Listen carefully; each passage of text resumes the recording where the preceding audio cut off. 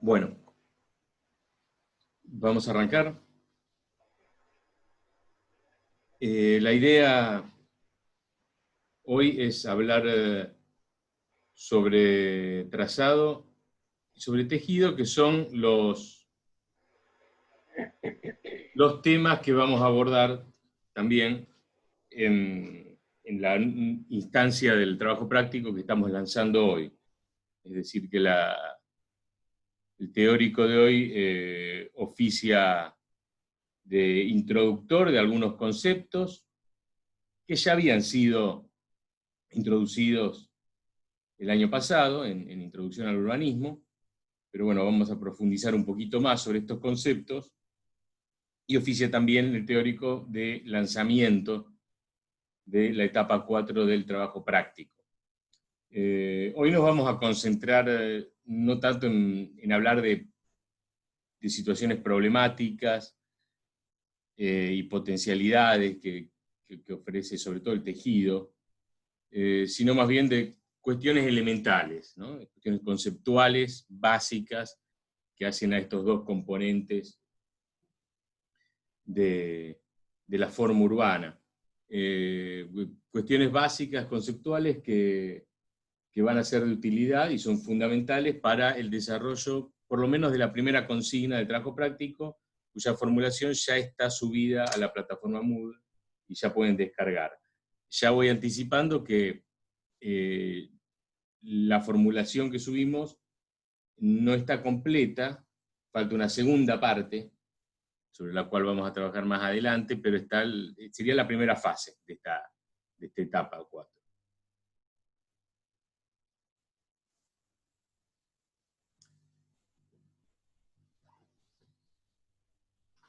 Generalmente cuando hablamos del trazado, estamos hablando del plano de la ciudad, del plano conformado por las calles, el sistema viario, y que nos permite dividir muy a grandes rasgos lo que es espacio público de espacio privado.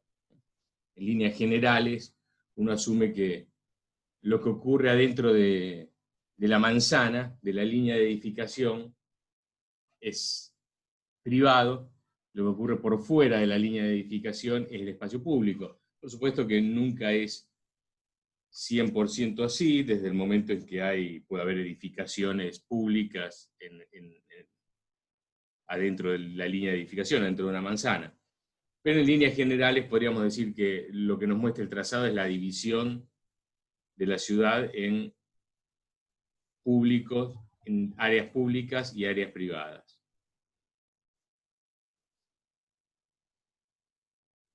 Cuando hablamos del tejido,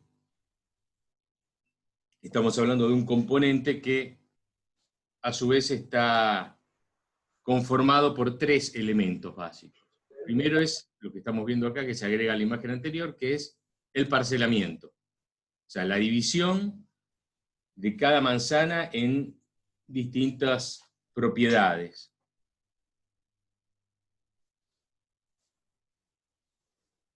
El segundo componente es la edificación. Es decir, lo construido en cada parcela. El tercer componente del tejido son las actividades, los usos que se desarrollan en cada una de las parcelas. O sea que si tuviésemos que formular el concepto de tejido como una fórmula matemática casi, diríamos que tejido es igual a parcelamiento más edificaciones más usos. Eso es el tejido. Generalmente cuando hablamos de tejido estamos hablando de esto, ¿no? En conjunto, y siempre hablamos de que es una construcción social, porque es un componente de la forma urbana que se construye de manera colectiva, de manera extendida a lo largo del tiempo, es resultado de múltiples operaciones, no es el resultado de un único proyecto en general. Por eso hablamos de una construcción social, y que como vamos a ver ahora tiene algunas peculiaridades. Aquí estamos viendo las tres primeras imágenes en conjunto. Este es un dibujo de Richard Tobias, un texto de M.R.G. Consen, que es un geógrafo urbano, uno de los grandes geógrafos urbanos del siglo XX, según el cual una de las cuestiones que define la particularidad de cada ciudad como hecho único e irrepetible es la interacción entre componentes que tienen una tendencia a permanecer en el tiempo con componentes que tienen un mayor grado de volatilidad, ¿no? que se van modificando a lo largo del tiempo con más facilidad. Y acá esta secuencia que estamos viendo aquí, de izquierda a derecha, nos está mostrando componentes que van aumentando podríamos decir, en sus grados de volatilidad, ¿no? de tendencia al cambio. El trazado prácticamente no cambia. Una vez que se hace efectivo el trazado de calles y manzanas, es muy difícil que se vaya a modificar a lo largo del tiempo. El parcelamiento se modifica con un poco más de facilidad, de velocidad, es un poco más blando, pero también es un componente bastante duro. La estructura de la propiedad de la tierra no se modifica con mucha velocidad. Mientras que el tejido edificado y los usos, sobre todo, que acá no están graficados, se modifican con mucha más velocidad, como ustedes pueden ver en nuestras ciudades, bueno, no a lo mejor en este momento, pero sí en momentos de más actividad económica. Es muy común ver que se demuele una edificación para construir una nueva, que se abre un negocio en un edificio que hasta el año pasado estaba ocupado por actividades residenciales, o sea, cambian las actividades, los usos del tejido constantemente. Esa articulación, decía Consen, entre componentes duros y componentes blandos, el modo en que se articulan es una de las cuestiones que caracteriza a cada ciudad. Y es importante tener en cuenta ese tipo de relación cuando se habla de la ciudad. Es esto. Y otra cosa que hay que tener en cuenta, esta imagen lo resume muy bien, ¿no? Esa idea de que el trazado suele operar como un componente duro, que de alguna manera opera como la base, el hardware, sobre el cual uno va cargando software. El software en este caso, que lo puedo ir modificando porque lo puedo ir actualizando constantemente, es el tejido edificado, y hablamos de principalmente edificaciones y usos, que se asientan sobre un determinado parcelario que forma parte del tejido y sobre una estructura viaria. Lo que nos muestra este gráfico es la evolución de los volúmenes edificados en la isla de Manhattan, básicamente desde 1800 hasta el año 2000. Pedimos por favor apaguen los micrófonos, escucho un rumor.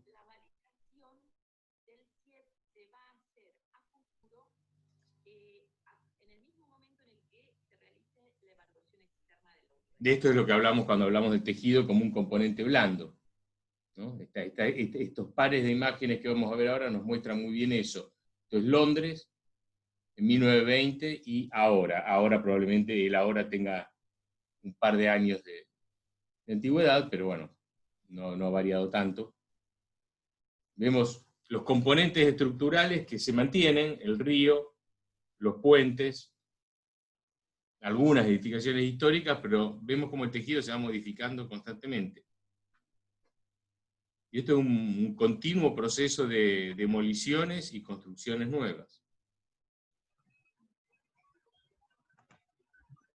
Esto es Hong Kong.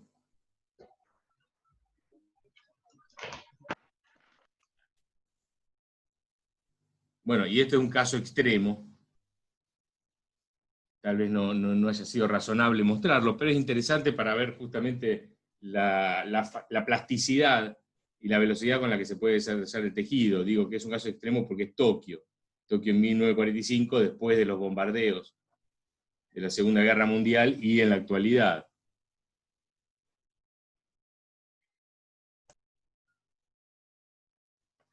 hay algo un concepto, una metáfora, mejor dicho, que solemos mencionar en la cátedra, y ya lo habrán escuchado, que es esta idea de que la ciudad puede ser vista como un gran palimpsesto. Un palimpsesto era el nombre que se le daba a unas especies de láminas de cuero que se usaban en la Edad Media, en la Antigüedad, para escribir, ¿no? Cuando el papel era un bien escaso, usaban como unas láminas de cuero donde los pocos que sabían escribir, generalmente monjes, escribían, pero también como era un material escaso, no era tan común tenerlo, cuando había que escribir algo nuevo muchas veces se borraba, se raspaba, y se volvía a escribir encima de lo escrito anteriormente, y siempre quedaban rastros de las antiguas escrituras. O sea, que eran escrituras que se iban superponiendo unas sobre otras.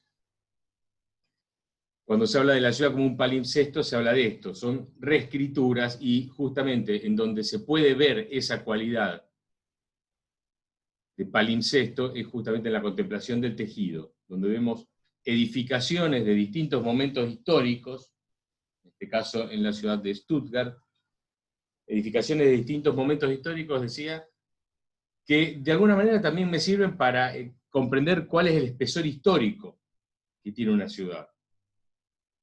Es un primer indicio. Yo veo esta imagen, cualquiera que ve esta imagen puede tener un primer indicio de que evidentemente esta no es una ciudad que se haya fundado hace 5 años, de edificaciones, bueno, por lo menos en la Edad Media parecería ya existir. Y es lo que ustedes ven cuando caminan por una calle, como cualquier calle de Rosario. Incluso se van a dar cuenta si caminan por las calles de Rosario, de que no es una ciudad medieval, que no existía en el medioevo, porque no van a ver ninguna construcción tan antigua. A lo sumo verán algunas construcciones de finales del siglo XIX. Pero me empiezo a dar una imagen, una primera imagen, a partir de la contemplación del tejido, de esa cualidad de palimpsesto que tienen nuestras ciudades. Por otro lado, el trazado decíamos que es un componente más duro. Hace un rato decíamos que generalmente una vez que se hace efectivo un trazado, es muy difícil que se vaya a modificar. Esta imagen también nos muestra el estado en el que se encontraba la ciudad de Bagdad en el año de su fundación, y cómo se la veía prácticamente un siglo después. Vemos que el tejido ha sufrido un proceso de modificación muy intenso, se ha expandido, pero también ha habido demoliciones, ha habido sustituciones de lo que es la planta original, pero las líneas que conforman el trazado, la geometría del trazado, se mantiene. Es un componente duro.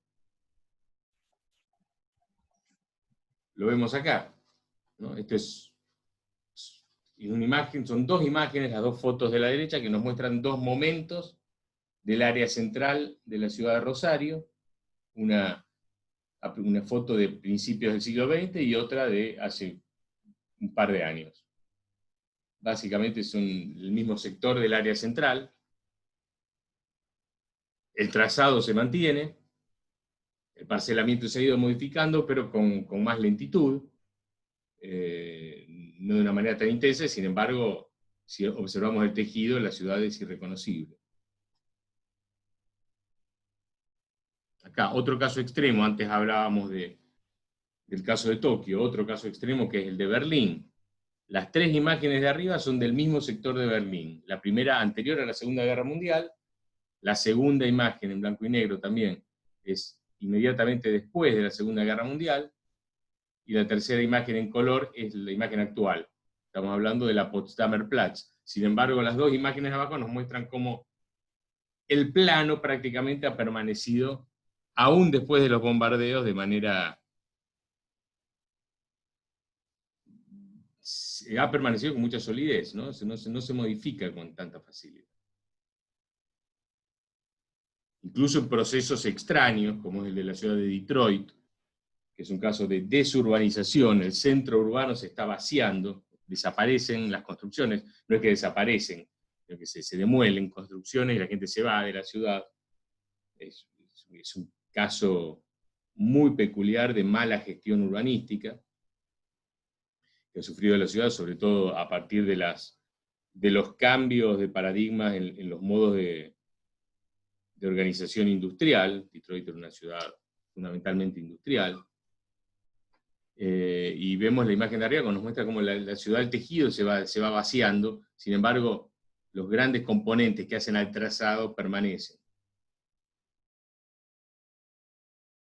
Y esa dureza del plano se ve incluso en la pervivencia de algunas geometrías que son parte del parcelamiento. Yo hace un rato decía que el parcelamiento se puede modificar con un poco más de velocidad y de facilidad que el trazado, pero se modifica con más lentitud, es más duro que el edificado y que los usos. El plano de arriba nos muestra una superposición de dos geometrías.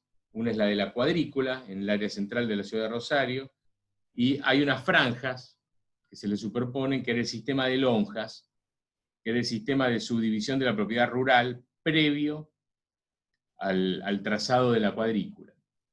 Tienen dos geometrías distintas. Y sin embargo, en el área central, la manzana que vemos abajo a la izquierda, nos está mostrando la pervivencia de algunos lotes cuya geometría, cuya orientación, responde a la orientación original de las lonjas rurales.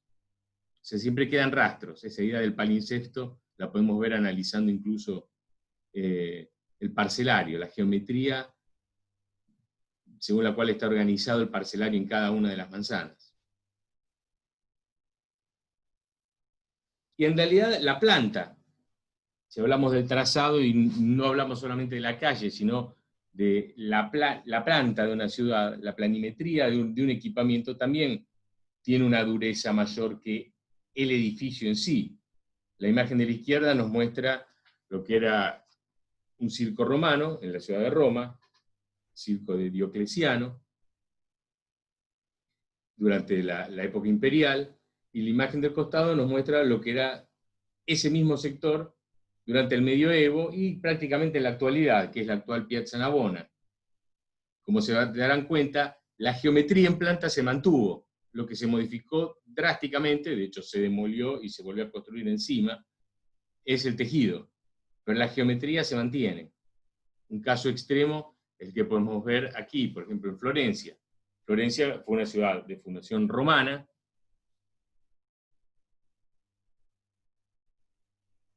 Quedan 10 minutos, recuerden que si se corta volvemos al mismo link.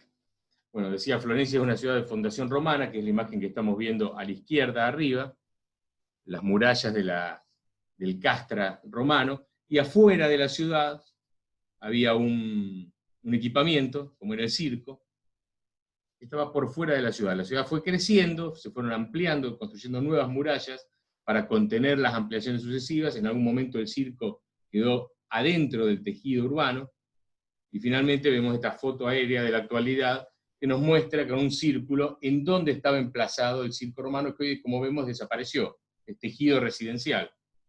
Sin embargo, si caminamos por este sector de la ciudad, nos vamos a dar cuenta que en planta permanece esta forma oval, que era donde se emplazaba el antiguo circo, afuera de los límites de la ciudad original.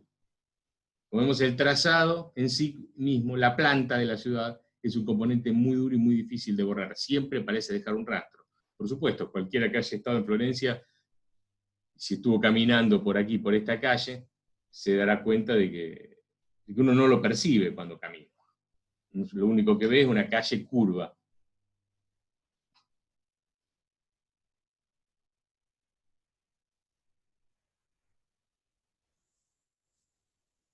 Hay quienes le atribuyen al patrón catastral un carácter fundacional.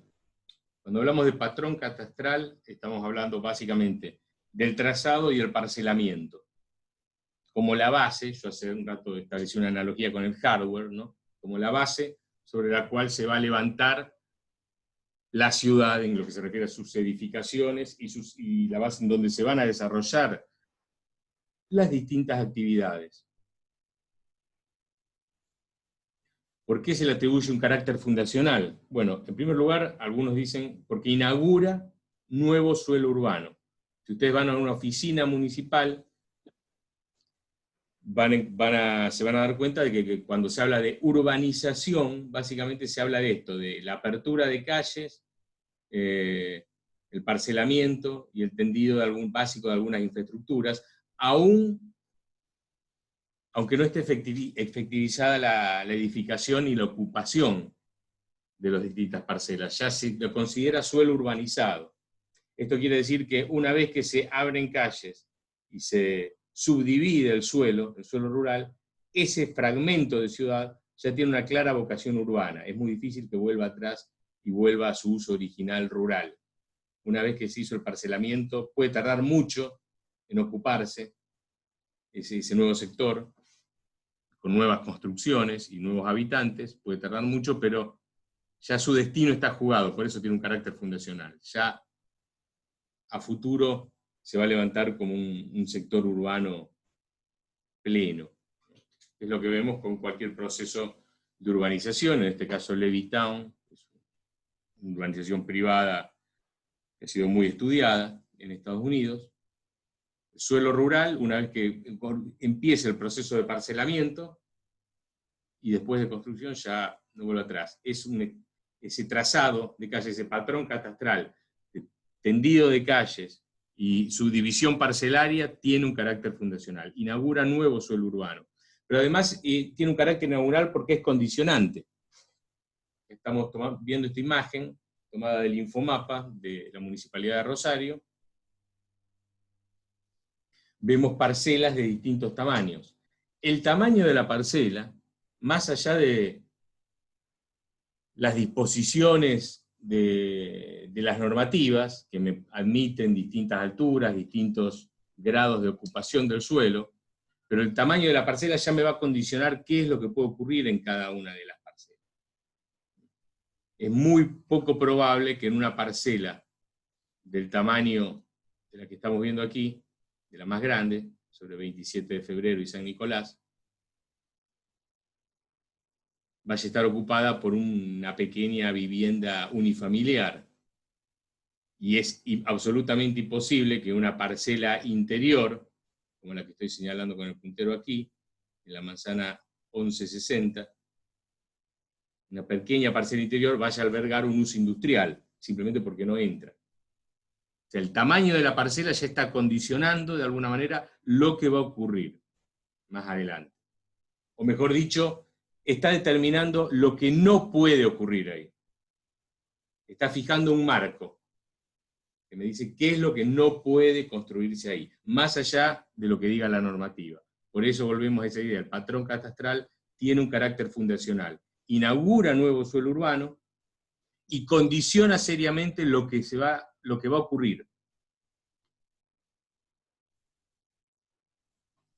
Es esto, algunos autores europeos como Aldo Rossi en la década de 60, Carlo Aimonino, hacían hincapié en algo que nosotros hemos un poco, no olvidado, pero no utilizamos tanto en nuestro contexto, que era el de la relación tipología-parcela. Para analizar la ciudad histórica europea siempre se hablaba de que había una relación entre las dimensiones y la forma de las parcelas y las distintas tipologías edilicias con las que estaban ocupados. Porque se dan cuenta analizando la dimensión física de una ciudad medieval, por ejemplo, que había una constante, como una relación. En parcelas de determinadas características aparecían las mismas tipologías edilicias. Nosotros en nuestras ciudades no prestamos tanta atención a esta cuestión, porque es evidente que por más que las parcelas puedan, el tamaño de la parcela sobre todo pueda condicionar fuertemente lo que va a ocurrir más adelante, tenemos una dispersión bastante grande. En una parcela de 8,60 de frente por 25 metros de ancho, en nuestras ciudades es muy común que pueda aparecer una vivienda unifamiliar, como también puede aparecer un edificio en altura entre medianeras, de planta baja y 10 pisos incluso, o de planta baja y 3, 4 pisos.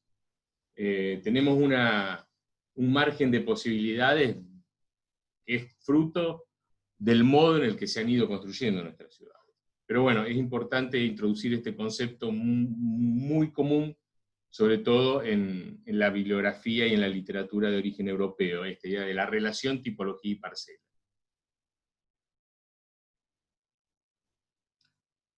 Tipos de trazados. Hay 3 geometrías básicas a las que podríamos asociar todo tipo de trazado. La primera es la conocida como trazados radioconcéntricos, que vemos acá un ejemplo claro en la ciudad de Palmanova, cerca de Venecia.